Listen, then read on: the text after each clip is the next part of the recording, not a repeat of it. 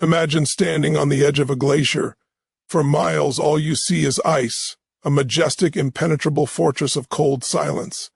You shout, and your voice doesn't even echo, it just gets swallowed by the sheer frozen magnitude of it all. You feel a chill that goes straight to your soul, and you think to yourself, nothing could ever crack this. Nothing could ever live here. So you turn to leave. But just as you're about to walk away, you hear it. A sound so faint it's almost a vibration. Crack. You spin around, and you see it, a single hairline fracture snaking its way across that solid wall of ice. From within that tiny, vulnerable crack, a single perfect drop of water emerges. That isn't the sound of the glacier dying. It's the sound of it fighting to live. It's the sound of a monumental shift, where for the first time the external cold is being challenged by an internal thaw. That is the moment you are in right now with your avoidant partner. You've been staring at the glacier for so long, you're about to miss the very crack that proves there's flowing, living water inside. Don't you dare walk away now. For too long, you've been speaking a language of connection into a void, feeling the ache of every unreciprocated text, every canceled plan, every emotional wall you hit head first. You've been told they're cold, distant, incapable of love. But what if you've been reading the map all wrong? What if their distance was never a measure of their love for you, but a testament to a war they are fighting within themselves, a war between a terrified nervous system screaming run and a heart that has quietly, defiantly chosen to stay? Your partner isn't a glacier. They are a fortress built by pain, and someone who is truly uninvested doesn't bother locking the gates. They just disappear. The fact that they are still there, even if it's from behind a wall, is data point number one. But we're not looking for mere presence anymore. We're looking for the seismic tremors of a soul starting to choose courage over comfort. We're looking for the crack in the armor. To recognize this shift, you must first stop seeing the fortress as a rejection of you and start understanding it as a sanctuary they built for survival. This isn't about you, it's about a blueprint drafted in a different time, under a different siege. From the moment we are born, our nervous systems are being wired for connection. It's our primary imperative. A child who cries and is consistently met with comfort, warmth, and nourishment learns a fundamental truth about the world that is safe to need. My voice matters, I am not alone. But a child whose cries are met with inconsistency, with neglect, with anger, or with a parent who themselves is terrified of intimacy learns a different, more devastating lesson. Their brain, in its brilliant adaptive wisdom, begins to map a new reality. It learns that the very people who are supposed to be a source of safety are, in fact, a source of danger or unpredictability. The need for connection doesn't vanish. It becomes terrifying, because to need is to be vulnerable, and to be vulnerable is to open yourself up to that core primal wound of abandonment. So, the psyche does the only thing it can to protect the fragile developing self. It begins construction, brick by brick. The first brick is hyper-independence. I must do everything myself. Needing help is weakness. The second is emotional compartmentalization. If I don't feel these big, messy feelings, they can't hurt me. The third is a critical inner voice. See? You wanted comfort, you didn't get it. This is why you shouldn't reach out. This is why you shouldn't need. This isn't a conscious choice made by a petulant adult. This is the neurological and psychological equivalent of a body building a scab over a wound that never fully healed. It's a biological imperative to prevent further injury. When you encounter an avoidant partner, you are not encountering someone who is simply cold. You are encountering a living, breathing museum of their past adaptations. Their need for space isn't a dismissal of your worth. It's a physiological requirement. Their nervous system is stuck in a sympathetic fight or flight state. And your proximity, your desire for closeness, can feel to their subconscious like the approach of the original wounder. It triggers an alarm bell that screams, danger, retreat, seal the hatch. So they pull away. They create distance. They might pick a fight over something trivial, not because they want to hurt you, but because creating a conflict is a more manageable, concrete reason for distance than the terrifying, formless fog of their own unresolved attachment panic. They are, in that moment, not a partner trying to hurt you, but a wounded animal backing into a corner. When you personalize this, when you make their trauma response about your lovability, you are essentially walking up to a war veteran, having a flashback and getting angry that they flinched at a car backfiring. You are asking them to ignore their entire lived experience of danger for your comfort. The shift, the first glorious crack in this fortress, begins not when they tear the walls down, but when they acknowledge that the walls are even there.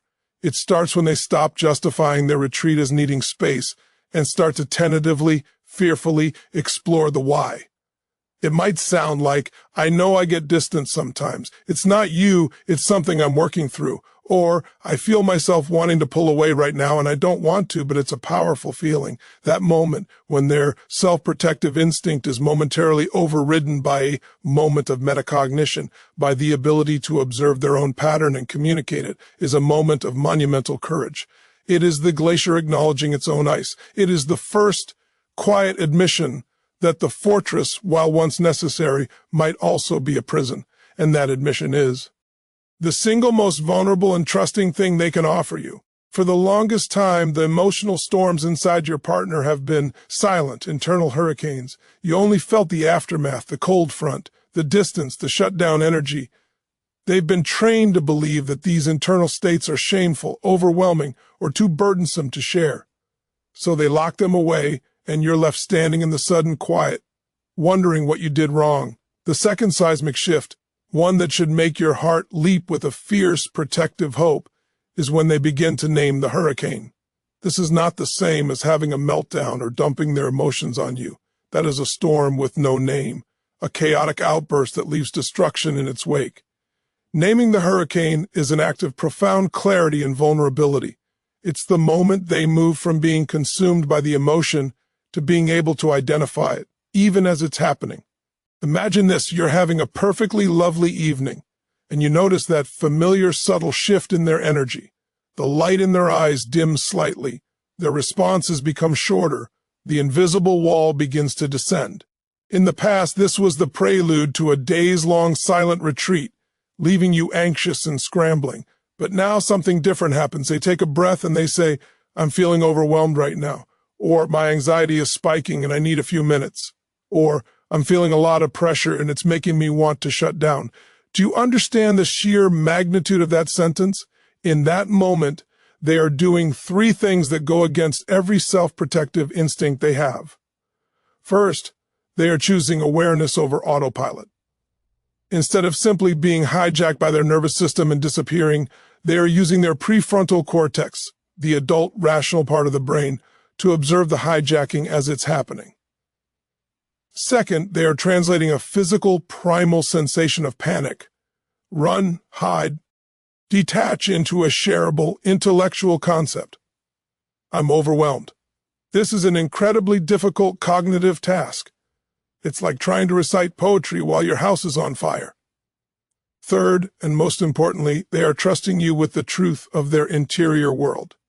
They are handing you a map to the minefield, not with the expectation that you will diffuse the mines for them, but with the hope that you will not tread on them. This is not a request for you to fix them. In fact, if you jump in with solutions, oh, you should try meditation, let's talk about it, you might accidentally reinforce the old belief that their feelings are a problem to be solved, and thus a burden. The appropriate response is calm, grateful acknowledgement. Thank you for telling me. I'm here. Take the time you need. This validates their courage and creates a new, safe pathway. It proves that naming the scary thing doesn't lead to more drama or rejection. It leads to understanding and space. Each time they successfully name the hurricane and the world doesn't end, a new neural pathway is carved. They learn that intimacy isn't just about sharing joy, it's about sharing the shadow, and having that shadow be met not with alarm but with steady, loving presence. This shift is the beginning of true co-regulation, where your nervous system can become a source of calm for theirs, teaching them through repeated experience that connection is safer than isolation. The avoidant psyche is often terrified of the forever question. The weight of lifelong commitment can feel like a prison sentence to someone whose core wound is a fear of being trapped. They see the mountain of a shared future, and overwhelmed by its sheer scale, They turn and run back to the flat, predictable plains of solitude. This is why they may flee after a beautiful, intimate weekend or ghost when talks of moving in together arise. The grand gesture, the big promise, is kryptonite.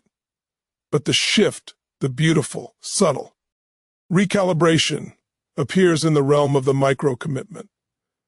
This is where you must retrain your own focus. Stop looking for them to promise you the moon and the stars. Start celebrating when they promise you 5 minutes. A micro-commitment is a small, specific, and low-stakes agreement that they initiate or willingly uphold. It is a tiny thread of trust, woven into the fabric of your daily life. In the past, they might have been notoriously flaky. Let's definitely do something on Saturday would be met with radio silence by Friday afternoon. Now, you see a change. They say, I'd like to see you Tuesday night. Can I call you at 7 p.m. to confirm? And then they actually call at 7 p.m. They text, I'm going to the grocery store. Do you need anything? And they actually bring you that loaf of bread. They say, I'm feeling a bit drained, but I'd love to watch one episode with you. And they stay for that one episode without seeming like a caged animal. These acts may seem trivial, even laughable to someone who hasn't been navigating this dynamic. But for the avoidant partner, each one is a monumental act of faith. They are consciously choosing to tether themselves to another person for a defined, manageable period. They are proving to themselves and to you that they can make a promise and keep it, that they can be reliable, that their presence is not trap. Each kept micro-commitment is a deposit in the bank of trust, and for someone who has been emotionally bankrupt, every single deposit is a fortune. It builds a new positive feedback loop. I said I would, I did it, she was happy, I felt good, the world didn't end. This slowly, painstakingly overwrites the old loop of, I feel pressure, I run, I feel relief, and then shame. Your job in this is to recognize and honor these micro-commitments without blowing them out of proportion. Don't throw a parade because they followed through on a plan. A calm, sincere, I really enjoyed our time tonight, thank you for making it happen is enough. This reinforces the behavior without applying the pressure of grandiose appreciation, which can itself feel overwhelming. Watch for these tiny threads. When they start appearing, it means your partner is no longer trying to build the entire bridge at once. They are, brick by tiny brick, building a foundation strong enough to eventually hold the weight of something real. An avoidant partner's life story is often a locked vault. They are the guardians of their own pain, believing on some deep level that to share it would be to become a burden, to be seen as broken, or to have their trauma minimized. They have built an identity on being self-sufficient, strong, and unbothered. To reveal the cracks in that foundation feels like risking total collapse. The fourth shift is one of the most profound, when they begin to pay the vulnerability debt. This is when they voluntarily, without prompting, share a piece of their history that hurt them. It will not be a dramatic, tear-soaked monologue. That is not their style. It will likely be offered almost casually, slipped into a conversation like a secret note. They might be driving in the car not looking at you and say, my dad was never around. He always made promises he didn't keep. Or while doing the dishes, they might mention, I was bullied a lot as a kid. That's why I hate crowded rooms. In that moment, the air in the room will change. Time will seem to slow down. It is critical that you do not pounce on this offering with excessive emotion or therapy mode questions. Do not say, oh my God, that's so awful. Tell me more. How did that make you feel? This will feel like an interrogation and will likely cause them to slam the vault shut, perhaps permanently. Instead, receive it as the sacred gift it is. A simple, quiet, thank you for trusting me with that, or I can only imagine how hard that must have been, is enough. Match their energy. If they are sharing it calmly, respond with calm gratitude. What they are doing in that moment is giving you the key to their fortress. They are showing you the original blueprints for their defenses. They are saying, this is why I am the way I am. I am not giving you an excuse. I am giving you a reason. I am letting you see the wound so you can understand the scar. This act of sharing does two things. First, it deepens your empathy exponentially. Suddenly, their irrational fear of abandonment isn't so irrational. Their need for control makes perfect sense in the context of a chaotic childhood. It transforms them in your eyes from a puzzling, distant figure into a courageous survivor. Second, and more importantly for them, it breaks the spell of shame. By speaking the painful memory aloud to a safe person, they are taking it out of the dark, haunted chamber of their own mind and exposing it to the light of a loving connection. They are testing a new hypothesis. If I show you my broken parts, will you still stay? When you respond with steady, loving acceptance, you are answering that question in the most powerful way possible. You are not just loving the person they present to the world, you are loving the wounded child they've been hiding all along. This single shift can be the turning point that changes everything, because it marks the beginning of the end of their solitary confinement. In the beginning, their defenses were a full-scale military operation. Moat raised, drawbridge up, archers on the battlements. Any approach, no matter how gentle, was perceived as a threat and met with a volley of arrows, criticism, coldness, picking fights, or complete radio silence. The fifth shift is a subtle but critical de-escalation of these defenses. It's the move from a fortress to a simple do not disturb sign on the door. This looks like a change in the quality of their withdrawal. Instead of shutting down with a cold, hard energy that feels punitive and rejecting, they begin to shut down with a softer, self-aware energy. They might say, I'm going to go be in my own head for a bit. It's not about you, before they disengage. They might retreat to another room, but leave the door slightly ajar, both literally and metaphorically. The silence is no longer an icy wall designed to push you away. It becomes a recognized, communicated need for space that lacks the punishing subtext. You can feel the difference. The old withdrawal felt like you were being exiled.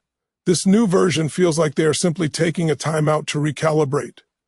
The key indicator here is the reduction in protest behavior. In the past, when their anxiety was triggered, they might have started an argument over something completely unrelated. The dishes, your tone of voice, a forgotten errand. This was a way to create emotional distance under the guise of a legitimate conflict. Now you'll notice that these pointless arguments diminish. They are better able to differentiate between a genuine issue that needs to be discussed and their own internal anxiety masquerading as annoyance.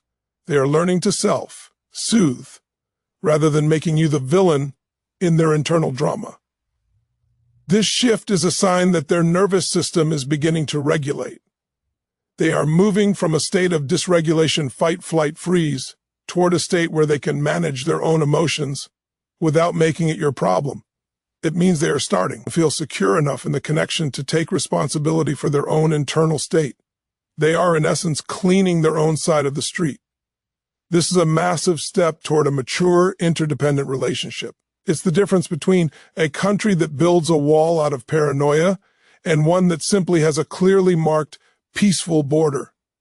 The intention has shifted from you are the enemy to I need to manage my own territory.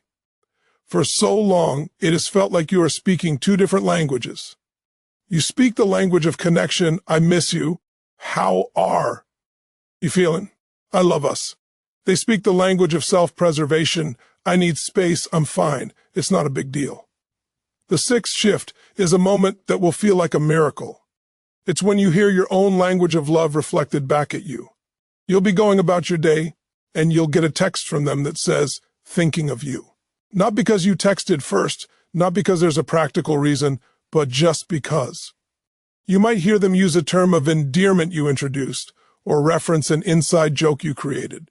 They might, in a moment of feeling safe, initiate a small physical gesture of connection, reaching for your hand, a spontaneous hug from behind that mirrors the way you often connect with them. This is not mimicry. This is integration. They have been watching you, studying you, absorbing your way of being in a relationship.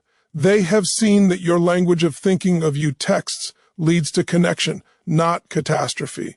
They have observed that your small touches build bridges, not prisons, and now they are tentatively, bravely trying to speak your language.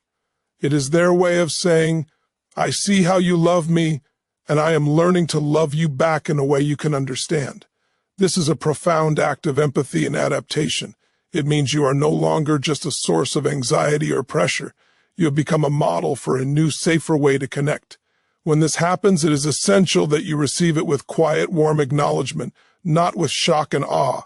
A simple, warm smile, a squeeze of the hand, that text made me smile is all that's needed. To make a huge deal out of it can flood them with self-consciousness and shame, making them feel like a child who is being praised for a rudimentary task. You want to normalize this behavior to make it feel like a natural, welcome part of your dynamic. This reflection is the ultimate sign that the love you have been pouring in has not been lost in the void. It has been collected, drop by drop, and is now beginning to flow back to you from a spring you helped uncover. Listen carefully to their speech. The architecture of their sentences will tell you everything. In the early stages, their language is dominated by the singular pronouns I, me, my. I need to figure my stuff out. This is what I need, my space, my time. This is the language of a solo survivalist. The seventh shift is the gradual, unforced emergence of the word we. It will start to pepper their conversation, not in a forced, futuristic fantasy way, but in practical, present-tense planning.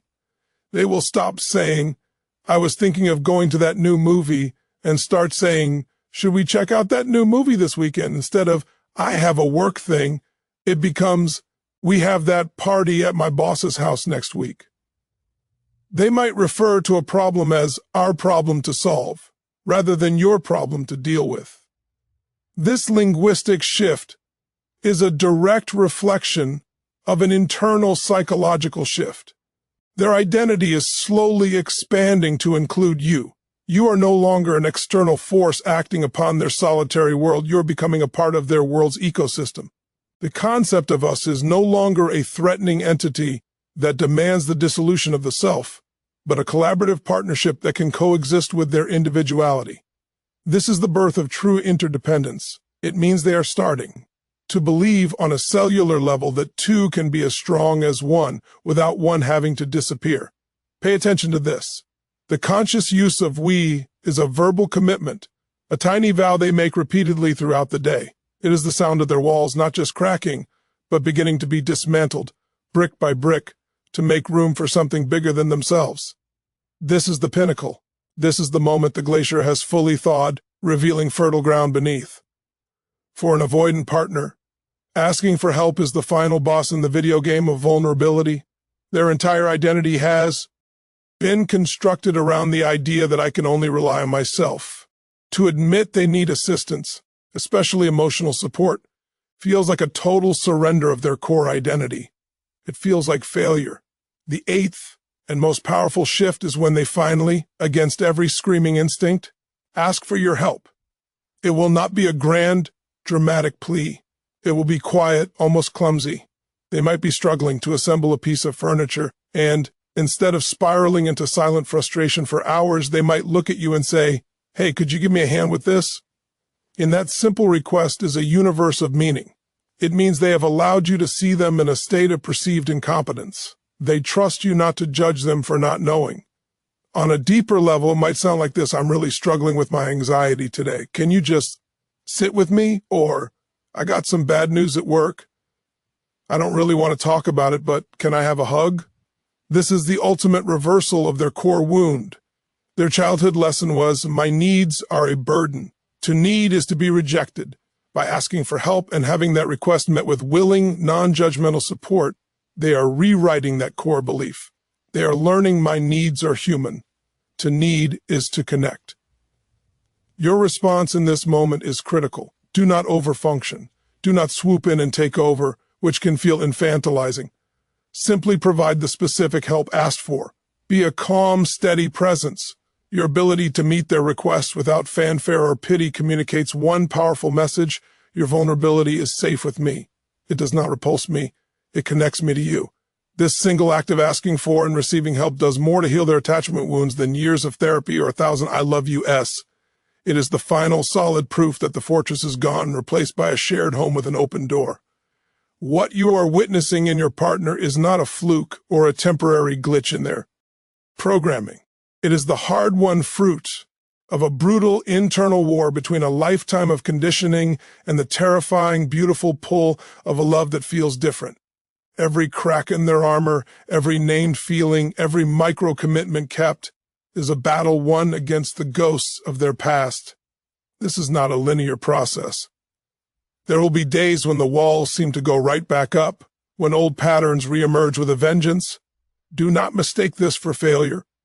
Healing is a spiral, not a straight line. They will revisit the same fears from higher ground with new tools each time. Your role in this is not that of a savior or a therapist. It is that of a witness and a safe harbor. Your steady, consistent, and non-anxious presence is the container in which their transformation can occur. You are the external nervous system they are learning to borrow, the proof that the world does not end when they feel big feelings or show a need. By choosing to see their shifts not as insignificant, but as monumental acts of courage, you are actively participating in the creation of a new reality for both of you. This journey demands immense strength from you.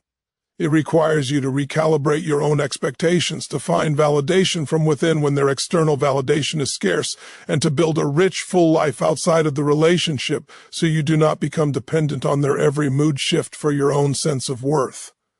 Your healing is just as important as theirs. You must learn to hold space without losing yourself, to offer love without demanding it be returned in your exact currency at the exact moment you need it.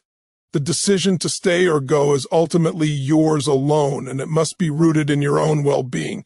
But if you choose to stay, let it be with clear eyes and a full heart. Let it be because you see the genuine, painful, glorious effort they are making, not because you are hoping to change them into someone they are not.